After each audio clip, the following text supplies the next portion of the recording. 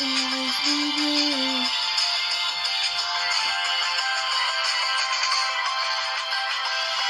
You'll always be there. You'll always be there.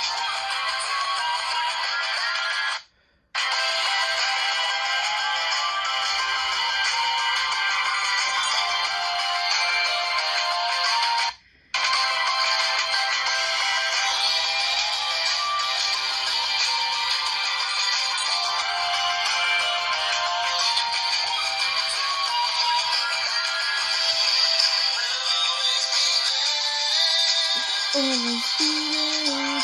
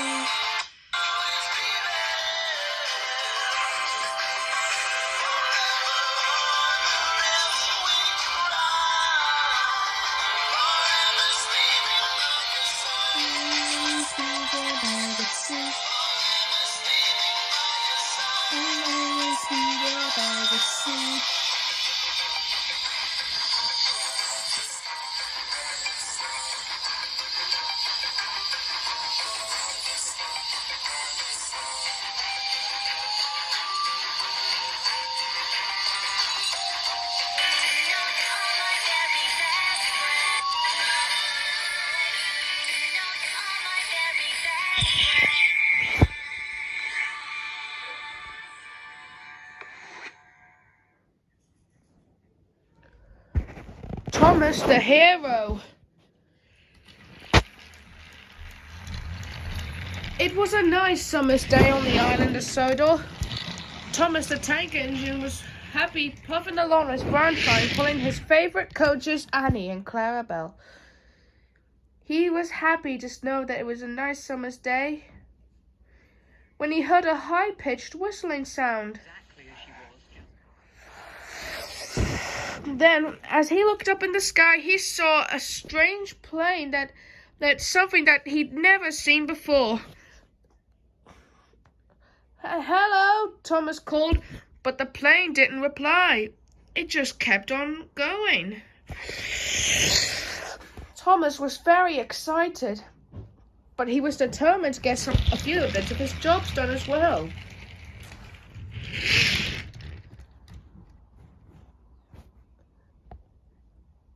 After he went in Marin and picked up and dropped off passengers there, Thomas then continued along his branch line. He was determined to be a really useful engine.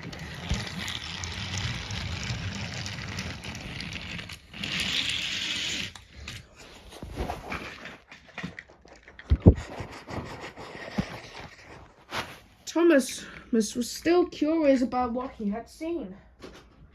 I wonder what type of plane it was.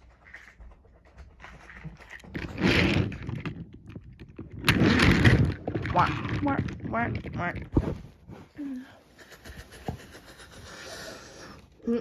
Hello, slow little tank engine. You'd better hurry up, or else you would be late, and you don't want to end up like me when I'm sometimes late. Oh!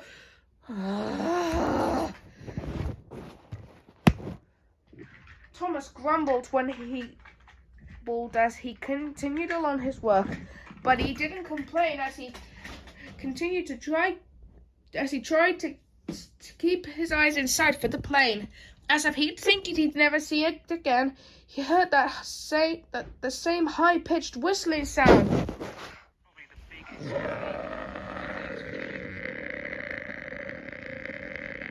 And this time he just had to follow it.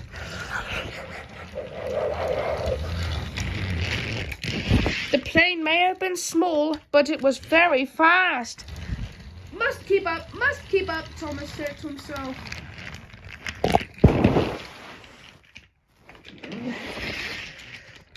It was working. Thomas was catching up to the plane.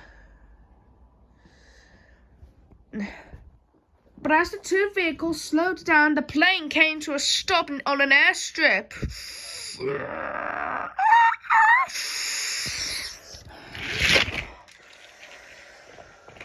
Very slowly, Thomas came to a stop.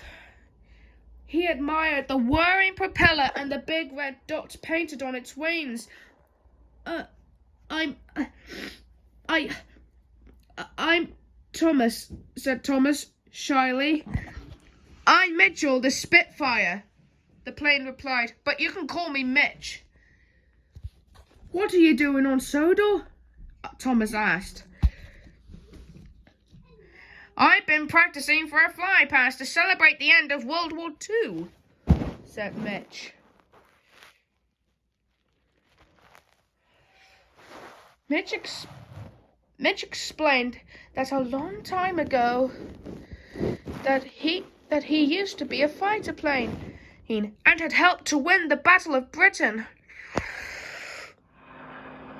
Wo ist die zweite? Ich glaube, sie ist nach Norden abgedreht, nach Metz. Gut, sah gut aus. Getroffen! Horrido! When he was finished, Thomas was very impressed. He thought that Mitch might be a hero. Thomas desperately wished he could fly and be a hero too.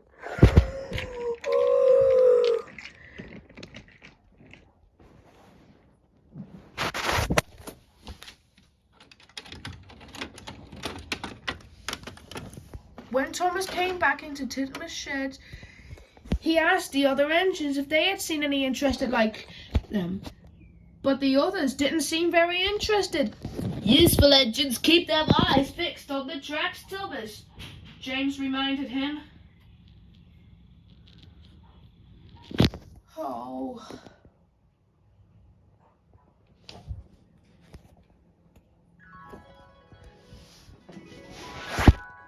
Take two! Because that pitch wasn't loud enough. Take two! Take two!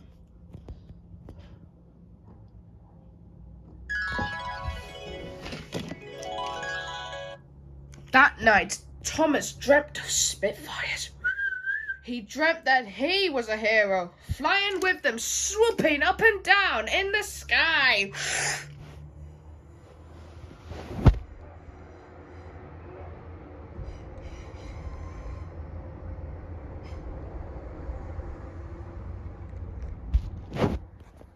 The next day, Thomas was in charge of taking the passengers straight to the airstrip. When Thomas arrived, Thomas slowly came to a stop, and next to him he saw his friend Mitch. And next to him was a different vintage plane. That's a Hawker Hurricane, his driver said. Hurricanes and Spitfires were the aeroplanes during the Battle of Britain. The planes were slowly getting started for the air run. With a little wobble, their engines strivered and stripped, until at last they took off into the sky. Thomas couldn't resist following them. But Mitch seemed to be in trouble.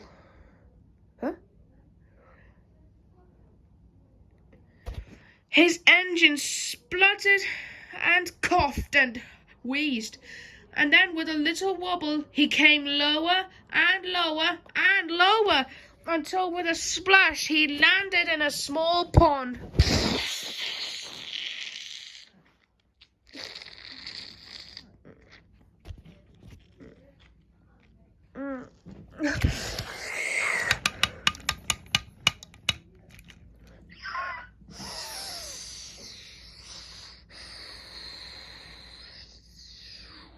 What shall we do? Asked Mitch as he started to sink lower and lower into the muddy pond.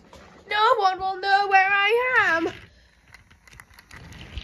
I can help, Thomas puffed as he steamed off to get help.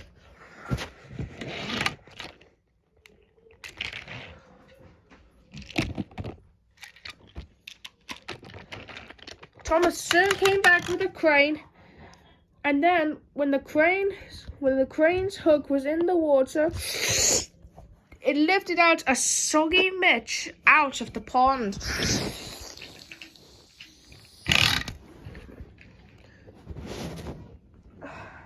When the fly past was all done, Sir Topham had congratulated Thomas on doing his heroism. You have been a really useful engine when this event happened. Thanks to you, the Spitfires and the Hurricanes were managed to be alerted when the incident had occurred. You are a really useful hero. Thank you, sir, peeped Thomas. Thomas was even impressed that after a few minor repairs and a new coat of paint, Mitch was even allowed to take part in more flying pasts. He was even invited to London, where he flew over the River Thames. As he looked down at the river, he remembered the time that Thomas, the hero, had rescued him from a very wet landing.